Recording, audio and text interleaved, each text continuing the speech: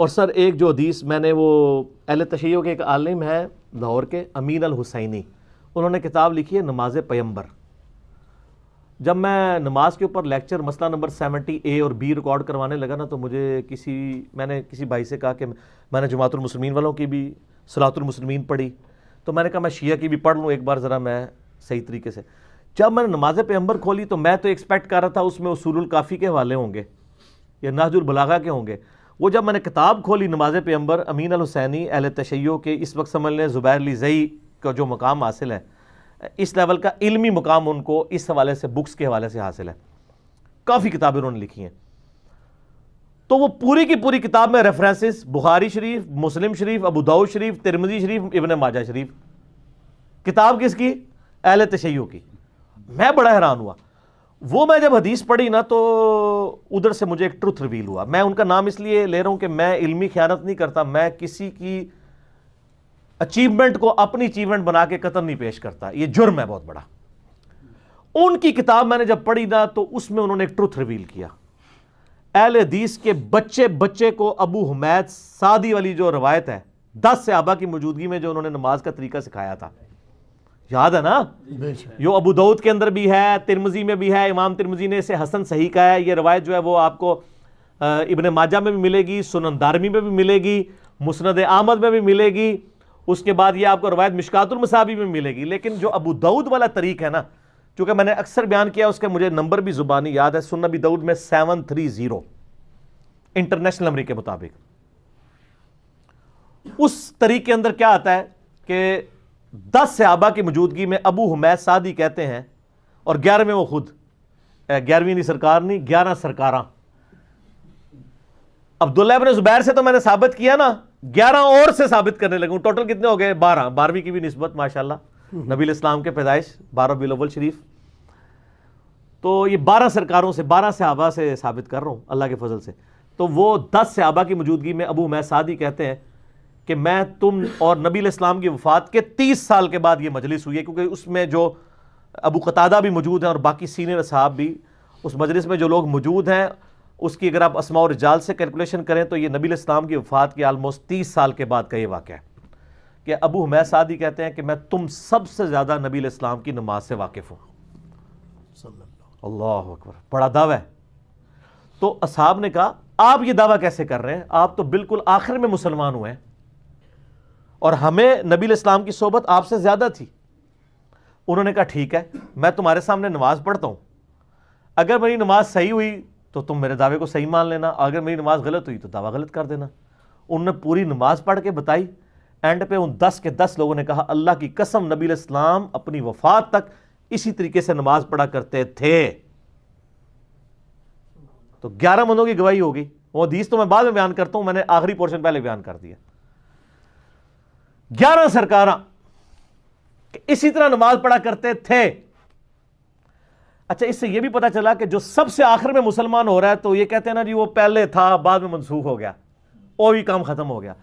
اور سر میں حنفیوں کی بھولی عوام سے کہوں گا، خدا کے لیے بخاری مسلم میں آپ ذرا رفع الیدین کی حدیثیں پڑھیں. اکثر احادیث ان صحابہ سے مروی ہیں جو حضور صلی اللہ علیہ وآلہ وسلم کی وفات سے 1-1.5 سال پہلے مسلمان ہوئے ہیں.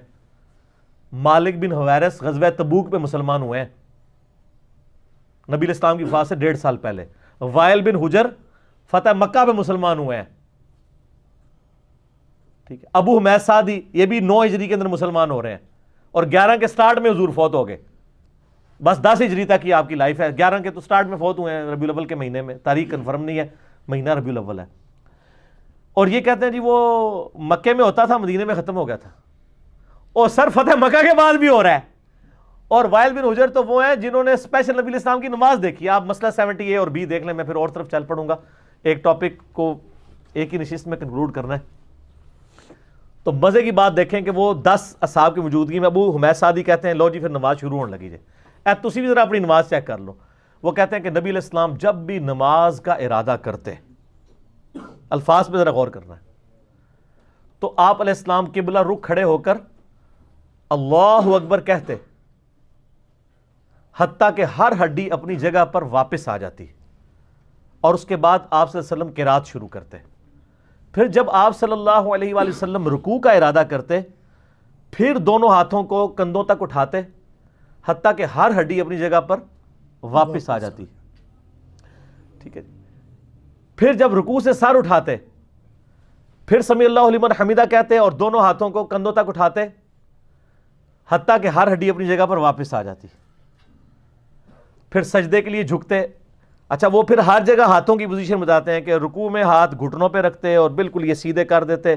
سجدوں میں دونوں کانوں کی سیدھ میں دونوں ہاتھ رکھ کے سجدہ کرتے. پھر دو سجدوں کے درمیان جب بیٹھتے تو ہاتھ زانوں کے اوپر رکھتے اور اس طرح وہ کرتے کرتے وہ اینڈ پہ پھر جا کے نا چوتھی رکعت میں کہتے ہیں تورک بیٹھتے, یعنی دایاں پاؤں کھڑا کر کے باؤں گزار کے لیفٹ سرین پہ بیٹھتے اور انگلی کا یوں ہلکا بنا کے اشارہ کرتے. یہ بھی سب کچھ انہوں نے روایت کیا ہے. تو سارے پھر صاحب کہتے ہیں کہ اللہ کی قسم نبی علیہ السلام اسی طرح نماز پڑھا کرتے تھے. اچھا یہ روایت لکھی امین الحسینی صاحب نے. انہوں نے کہا کہ سر اس روایت سے اہل تشیع کی نماز ثابت ہوتی ہے کیونکہ اس میں ہاتھ باندھنے کا ذکر کوئی نہیں ہے. دوسرے کہتے ہیں نہیں سر وہ عدم ذکر ہے. نا پرانی ہیں گلاں, عدم ذکر کہاں سے ہوا میرے بھائی؟ یہ تو خود روایت بول کے کہہ رہی ہے آپ کو. ابو داؤد والا طریق پڑھ رہا ہوں, ترمذی والا لمیٹڈ طریق ہے, ابو داؤد کا ڈیٹیل ہے. میں آپ سے پوچھتا ہوں, وہ کہہ رہے ہیں نبی علیہ السلام جب نماز کا ارادہ کرتے تو قبلہ رخ کھڑا ہو کر دونوں ہاتھ کندھوں تک اٹھاتے حتیٰ کہ ہر ہڈی اپنی جگہ پر واپس آ جاتی. تو وہ سٹارٹ کہاں سے لیا تھا ہڈی نے؟ جب آپ نماز کا ارادہ کرتے ہیں تو کہاں سے ہاتھ سٹارٹ کرتے ہیں؟ ایسے ہی کھڑے ہوتے ہیں نا. اچھا اور پھر رکوع کے بعد بھی تو وہیں واپس آنی ہے نا جہاں پہلے آئی ہوئی تھی. اور رکوع کے بعد والا اور ارسال الیدین اسی سے ثابت کر رہے ہوتے ہیں. جب اہل حدیث جو ہے وہ علماء عرب کے کتاب لکھتے ہیں نا خلاف, تو کہتے ہیں اس میں دیکھیں واضح موجود ہے کہ ہر ہڈی اپنی اصلی جگہ پہ آتی ہے اور ہڈیوں کی اپنی اصلی جگہ یہ ہے. تو سر وہ پہلے بھی اپنی اصلی جگہ پہ ہی آئی ہوئی ہے. تو بیسیکلی انہوں نے ہاتھ باندھے ہی نہیں تھے, وہ ہاتھ چھوڑ کے ہی نماز پڑھی ہے انہوں نے. پھر وہ 10 اصحاب ایک ایسے شخص سے نماز دیکھ رہے ہیں کہ جس نے مین نماز کا رکن چھوڑ دیا. اگر انہوں نے فاتحہ یا ثنا چھوڑی ہے نا تو وہ نماز کے پوسچر بتا رہے ہیں. سبحان ربی العظیم بھی اس میں کوئی نہیں ہے, اس لیے کہ وہ اذکار کا ذکر نہیں کر رہے, وہ بتا رہے ہیں کہ نبی علیہ السلام کے پوسچر کیسے ہوتے تھے. یوں رکوع, وہ ہر جگہ ہاتھوں کی اور پاؤں کے پوسچرز بتا رہے ہیں. مقصد سبحان ربی العظیم یا سبحان ربی الاعلیٰ نہیں ہے بتانا, اس کا تو عدم ذکر ہوگا. وہ پوسچرز بتا رہے ہیں کہ قیام کیسا ہوتا تھا, رکوع کیسا ہوتا تھا. تو سر کسی 10 میں سے کسی کے دماغ میں نہیں آیا کہ سر جب آپ نے ارادہ کیا ہے تو ہر ہڈی اپنی جگہ کی بجائے دایاں ہاتھ بائیں پہ آتا تھا, یہ آپ کو ذکر کرنا چاہیے. سر وہ نہیں کیا ہوا تھا انہوں نے. تو یہ حدیث مرفوع بھی بن گئی.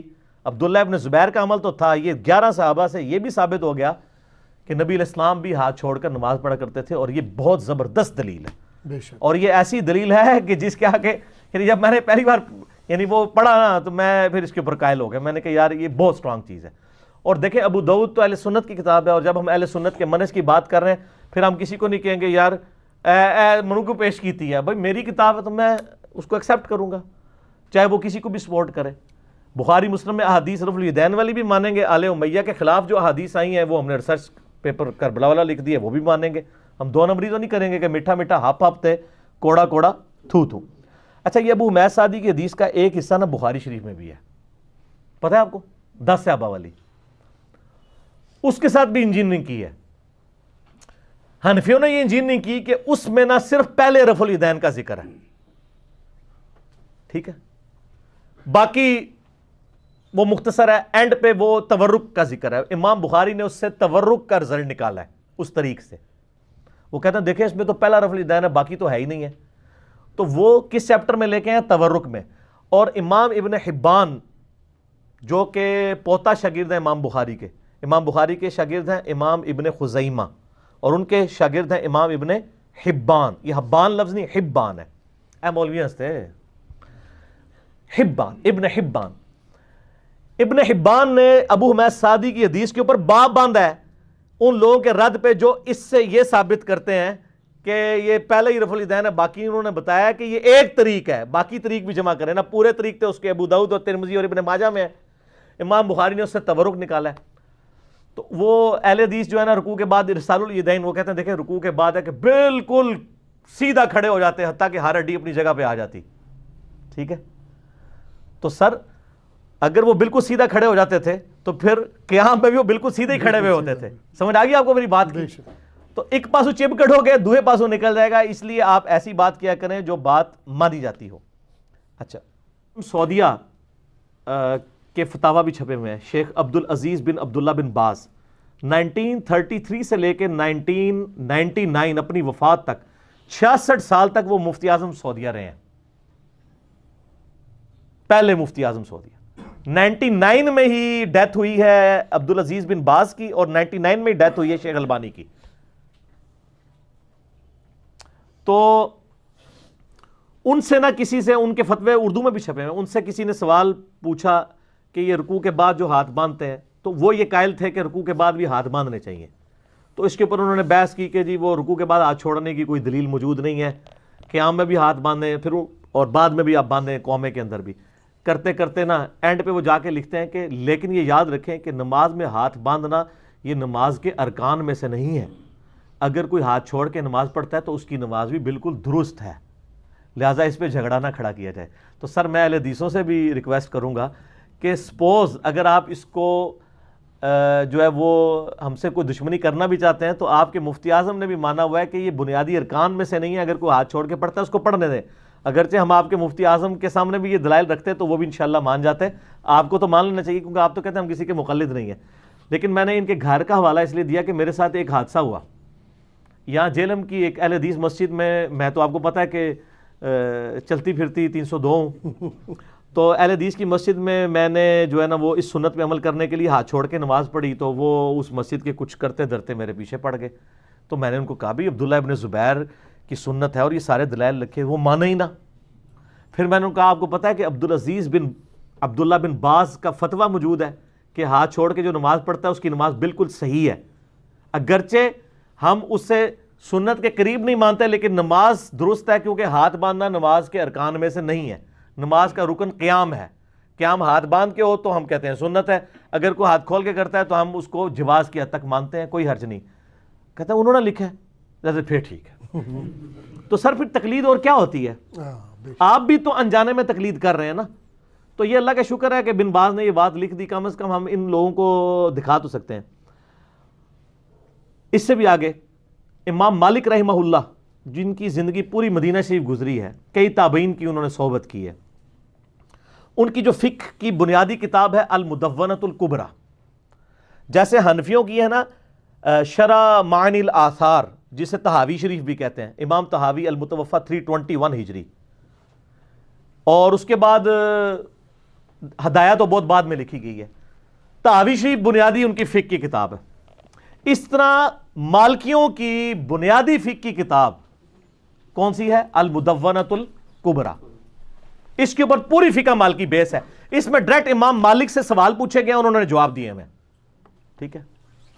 المدونۃ الکبریٰ میں امام مالک سے پوچھا گیا، سر یہ میری طرف متوجہ رہنا ہے، بڑی میٹھی میٹھی باتیں ہیں، ان سے پوچھا گیا کہ آپ نماز میں ہاتھ باندھنے کے بارے میں کیا کہتے ہیں؟ تو امام مالک نے فرمایا کہ نماز میں، فرض نماز میں ہاتھ باندھنے کی کوئی دلیل میرے علم میں نہیں ہے، نماز تو ہاتھ چھوڑ کے پڑھنی چاہیے۔ اچھا، البتہ نفلی نماز میں چونکہ قیام لمبا ہوتا ہے، لوگ قرآن بھی پڑھتے تھے، 1 گھنٹے کی تراویح پڑھنی ہے، تو اگر آپ کے ہاتھ ارسال الیدین میں تھک جائیں تو ہاتھوں کو سکون پہنچانے کے لیے تھوڑی دیر کے لیے آپ ہاتھ باندھ سکتے ہیں، جواز۔ اور ان کا یہ اجازت میں صرف نفلی نماز کے لیے دے رہا ہوں، فرض نماز آپ سنت کے مطابق ہاتھ چھوڑ کے پڑھیں، یہ امام مالک کہہ رہے ہیں المدونۃ الکبریٰ میں، ٹھیک ہے۔ یہاں پہ بعض سلفی کہتے ہیں وہ دیکھیں جی وہ کتاب کنٹراورشل ہے، سر آپ کے کہنے سے کنٹراورشل نہیں بنے گی، فقہ مالکی تواتر کے ساتھ نقل ہوئی ہے، وہ اس کتاب کو بنیادی کتاب مانتے ہیں، صحیح، ٹھیک ہے نا۔ البتہ الموطا امام مالک جو امام مالک کی کتاب ہے، اس میں انہوں نے وہ روایتیں لی ہیں، وہی روایت بخاری میں بھی آئی ہے، امام مالک سے ہی امام بخاری نے لی ہے۔ الموطا امام مالک میں موجود ہے کہ دایاں ہاتھ بائیں پہ رکھنا یہ سنت ہے۔ سال ابن سعد السعدی کہتے ہیں کہ اگلے زمانوں میں ہمیں حکم دیا جاتا تھا کہ ہم اپنا دایاں ہاتھ بائیں ہاتھ پر رکھیں، لیکن اہل تشیع اس روایت کی تعویل کرتے ہیں، یہ روایت بخاری میں بھی ہے، وہ کہتے ہیں اس میں انہوں نے یہ تو نہیں کہا کہ نبی علیہ السلام کے زمانے میں حکم دیا جاتا تھا، کیونکہ ابو حازم تابی کہتا ہے کہ میرا خیال ہے کہ وہ اسے مرفوع کرتے تھے، مجھے کنفرم نہیں ہے کہ یہ حکم نبی علیہ السلام کی طرف سے تھا یا کوئی اور دیتا تھا، اہل تشیع کہتے ہیں یہ آل امیہ حکم دیتی تھی کہ صرف ہاتھ باندھ کے ہی نماز پڑھو. سر وہ کہتے ہیں الفاظ فٹ ان ہے کہ اگلے زمانوں میں ہمیں حکمن یہ کام کروایا جاتا تھا. ہم کہتے ہیں کہ یہ حکم سے مراد نبی الاسلام کا حکم ہے. وہ کہتے ہیں راوی نے نبی الاسلام کا ذکر نہیں کیا. یعنی ہم تو خیر دونوں کی سنت مانتے ہیں, تو اس کی وہ تعویل اس اعتبار سے بھی کرتے ہیں. بہرحال الموطا امام مالک میں ہاتھ باندھنا ہے, اور جو ان کی فقہ کی اسٹیبلش کتاب ہے المدونۃ الکبریٰ اس میں چھوڑنا ہے. تو ظاہر ہے پھر اس کی حیثیت ثانوی ہوگی. المدونۃ الکبریٰ کی جو حیثیت ہے وہ پھر پرائرٹی بھی ہو جائے گی, کیونکہ وہ اس کو فالو کر رہے ہیں. تو آپ چلے جائیں. مالکیوں میں اس وقت بھی 2 گروہ ہیں, لیکن زیادہ تر ہاتھ چھوڑ کے نماز پڑھتے ہیں. مالکی میجارٹی ہاتھ چھوڑ کے نماز پڑھتے ہیں.